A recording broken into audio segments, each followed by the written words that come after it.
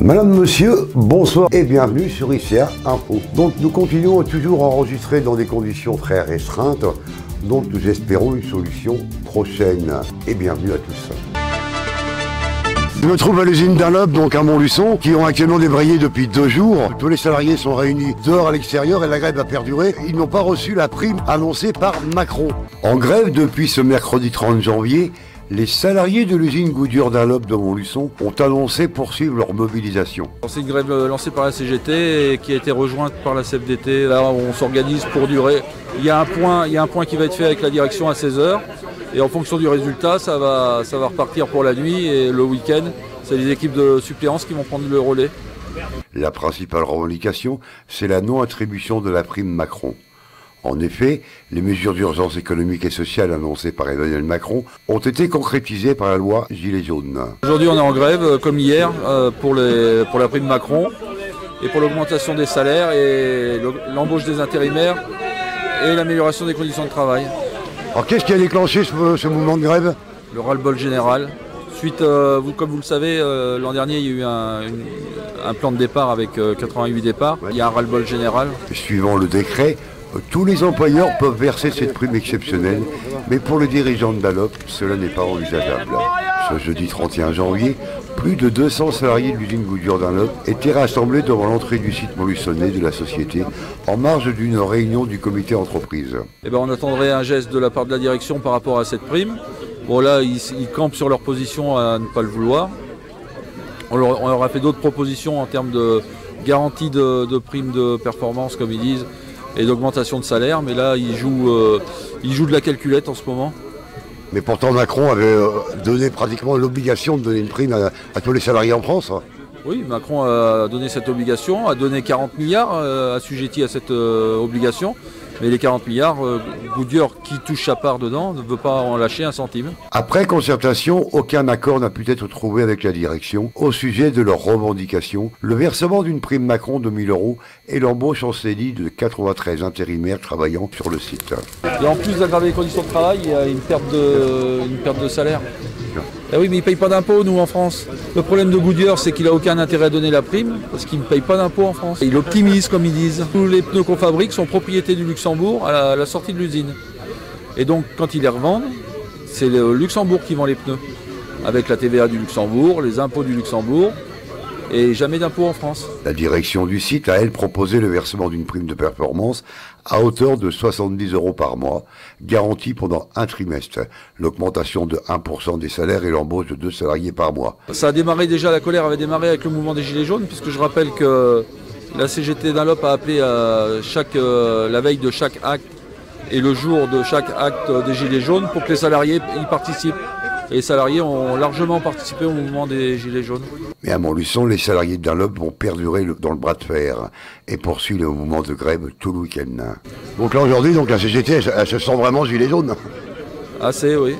Il y a les salaires qui vont plus parce que comme une partie de notre salaire est en fonction des résultats de l'entreprise, que ces résultats on ne les retrouve pas, ça a déclenché un peu le mouvement. Et le fait est que pas mal d'entreprises donnent la prime Macron, sauf Goodyear.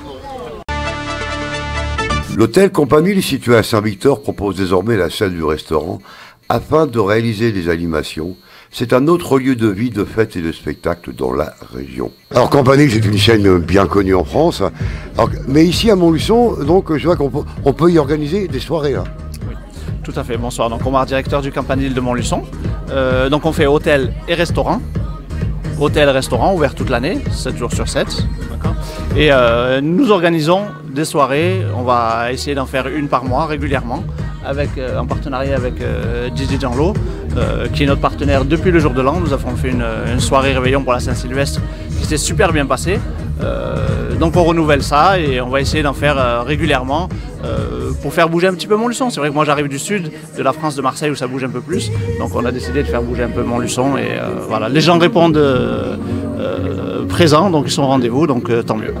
Montluçon, c'est un secteur très difficile. Honnêtement, moi qui arrive du sud, le secteur de Montluçon, heureusement qu'il y a l'aqualudique à côté, l'école de gendarmerie qui nous ramène un petit peu de monde.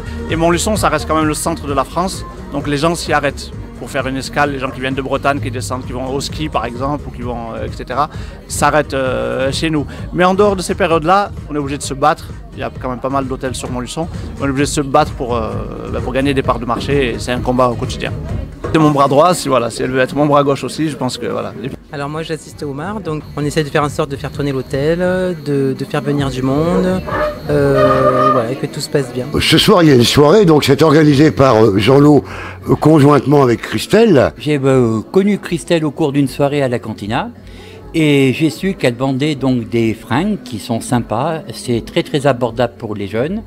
Et je me suis dit tiens, peut-être qu'on va voir si on peut faire des choses ensemble. Et comme ça finira de la faire connaître. Et puis moi je suis pour tout le monde s'aide, comme on dit. Et là maintenant, comme j'ai pas mal de soirées pour le Campanile à faire, et ben c'est pour ça que j'ai proposé cette soirée au Campanile.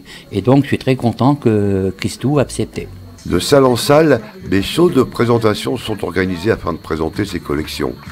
Et à l'initiative de DJ Jean-Lot, une soirée de présentation suivie d'une soirée dansante, c'était au Campanile à Saint-Victor. Pour ce défilé, donc tu t'es entouré de quelques mannequins, donc ce sont des jeunes de la région ? Oui, c'est ça exactement, c'est des filles de la région. Donc là, aujourd'hui, elles sont 6. À la Cantina, dernièrement, c'était 7, des jeunes qui ont 16 ans jusqu'à 40 ans. Et pareil, niveau morphologie, toute taille, elles peuvent faire 34 comme 44. Ma petite boutique en ligne, c'est une start-up de vêtements féminins implantée dans notre région. Ne cherchez pas le magasin, celui de Christelle, c'est votre ordinateur ou votre smartphone. Néanmoins, un showroom est ouvert dans le quartier Saint-Jean et vous offre de très nombreuses possibilités, tant en diversité qu'en taille.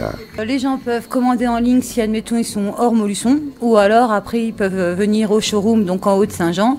C'est accessible à toutes les bourses, comme le précisait Jean-Laurent, parce que je démarre entre 15 et 25 € au niveau des prix.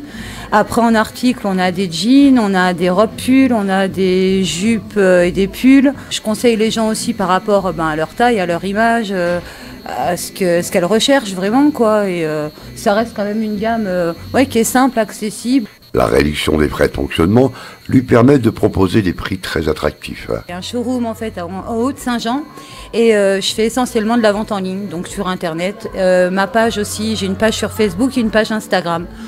DJ Jean-Lot, c'est l'animateur de vos soirées. Un carnet déjà bien rempli vous invite à la prudence et à réserver vos dates au plus tôt. Je travaille de plus en plus avec des comités des fêtes qui font appel à mes services. Alors on se rappelle que Jean-Loup, donc c'est le partenaire de vos soirées, aussi bien pour les mariages que pour des soirées festives. C'est beaucoup d'années 80, Jean-Loup. Ah oui. Ben justement, j'ai de plus en plus de gens qui me demandent de trouver des salles parce qu'ils ont dit partout où tu vas, c'est plein.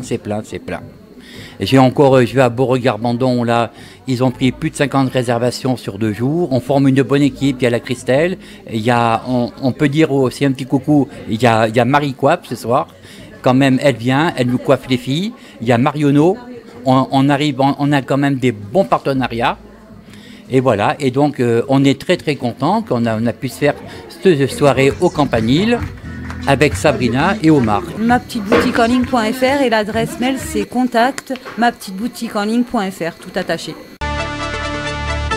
Montluçon n'a pas encore sa monnaie locale, mais la monnaie de Paris est fière de présenter ce jour la médaille souvenir de Montluçon. La face à l'effigie du château des Ducs de Bourbon sera un vecteur de communication pour la ville et de l'agglomération. Alors ça fait un moment qu'on avait la demande déjà des clients qui nous demandaient la monnaie de Paris, donc l'idée a germé et puis voilà le fruit du travail aujourd'hui. C'est nous qui avons demandé à ce que cette monnaie de Paris soit créée, elle est frappée par la monnaie de Paris elle-même. L'idée c'était de vraiment valoriser la ville de Montluçon et aussi le château des Ducs de Bourbon, son beau patrimoine, fait en souvenir et puis pour donner à ses enfants, ses petits-enfants, voire plus. Parce que sa valeur elle n'est que symbolique. Exactement. Que l'office de tourisme travaille sur un territoire beaucoup plus étendu que la ville elle-même. On est sur un territoire d'une 40aine de communes qui montent jusqu'en forêt de Troncé, qui descendent jusqu'à la Combraille bourbonnaise. Donc l'idée c'est de sortir peut-être une pièce par année, peut-être sur la forêt de Troncé l'année prochaine, le canal de Berry à voir. Ouais, sur Marcilla. Voilà, exactement. Exactement. Idées, et oui, il y a du travail. Cette pièce est destinée aux collectionneurs ou à tout le monde? Alors aux collectionneurs bien sûr, aux touristes de passage qui veulent le souvenir idéal et puis bien sûr aux locaux parce que vous voyez aujourd'hui on a beaucoup de locaux qui viennent chercher la monnaie de Paris. C'est uniquement pour en faire profiter la famille qui n'habite plus Montluçon et puis pour faire un petit Noël, voilà, pour offrir. Ça veut dire un cadeau Un petit cadeau. Un petit cadeau de Montluçon. La communauté de la ville. Voilà, c'est ça. On a une saison assez riche qui a déjà commencé puisqu'on avait organisé différentes animations. Le mercredi prochain, par exemple, on a un atelier à l'occasion de la fête des pères qui aura lieu à l'office de tourisme sur réservation, donc pour créer une petite carte pour la fête des papas. On a les coulisses des métiers, 14e édition cette année, visite d'entreprise gratuite chez les entreprises locales, artisans, entreprises industrielles, etc. Visite gratuite sur réservation également à l'office de tourisme. Des visites guidées tout au long de la saison estivale qui commenceront en juillet. Et puis des soirées comptées aussi qui auront lieu en juillet et août sur le site de Hérisson, Montluçon et au château de la Louvière à Montluçon. Le département gestion locative de l'agence Orpi à Montluçon délocalise son agence au 84 boulevard de Courtet. La gestion, elle existe depuis 2001 sur Montluçon. On était au fond du square, juste à côté de chez mon frère. On a déménagé, on a juste traversé le boulevard en fait. On est passé du 59 boulevard de Courtet au 84 boulevard de Courtet. C'est une entreprise familiale. On est les deux frères qui avons commencé l'activité. Mon frère a commencé il y a plus de 25 ans. D'ailleurs, il va bientôt fêter ses 25 ans. Moi, j'ai commencé il y a 17 ans la gestion immobilière avec mon associé Sylvie Desmarais. Et on était un petit peu à l'étroit et donc on a décidé d'investir dans un local un peu plus grand. Donc là maintenant nous sommes 27 personnes, 27 collaborateurs à travailler sur cette agence, voilà, cette nouvelle agence. Des bureaux très spacieux pour les 27 collaborateurs. Orpi, c'est maintenant des agences bien distinctes. C'est une agence exclusivement de gestion du parc locatif. Exclusivement de la gestion, nous gérons un certain nombre de logements sur Montluçon, environ 4000 logements sur Montluçon. Voilà, donc en copropriété, en gestion locative. Donc sur deux sites, le site donc ici le 84 boulevard de Courtet et le site 5 rue Saint-Jean, anciennement la Régie Gers, maintenant nouvellement appelé RG Immobilier. Un service dédié entièrement donc aux locataires et aux propriétaires bailleurs. Orpi Immobilier, c'est deux agences, 84 boulevard de Courtet et 5 rue Saint-Jean sous le patronyme de RG Immobilier. Merci de votre attention. Alors bonne soirée à tous et à bientôt pour une prochaine édition et surtout portez-vous bien.